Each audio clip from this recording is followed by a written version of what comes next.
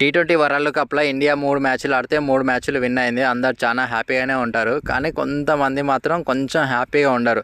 వాళ్ళు ఎవరంటే విరాట్ కోహ్లీ ఫ్యాన్స్. అలాగే రోహిత్ శర్మ, విరాట్ కోహ్లీ ఇద్దరు ఓపెనర్స్గా వచ్చి ఆపోనెంట్ టీంను చిత్క బాధితే చూడాలని కొంతమంది వెయిట్ చేస్తున్నారు. అలాంటి వాళ్ళు మాత్రం హ్యాపీగా ఉన్నారు. అందులో నేను కూడా ఒకరిని. నేను ఫస్ట్ టైం చూస్తున్నా విరాట్ కోహ్లీ, రోహిత్ శర్మ ఇద్దరు ఓపెనర్స్గా రావడం. అప్పుడు 2021లో ఇంగ్లాండ్కి అగెనెస్ట్ ఆడినప్పుడు ఒకసారేమో ఓపెనర్స్గా ఆడిందంట, మళ్ళీ ఇప్పుడు ఆడుతున్నారు. అలాగే రోహిత్ శర్మ, విరాట్ కోహ్లీ ఓపెనర్స్గా వచ్చి చితక బాధితే చూడాలని అనుకునే వాళ్ళు ఎంతమందో కింద కామెంట్ చేయండి.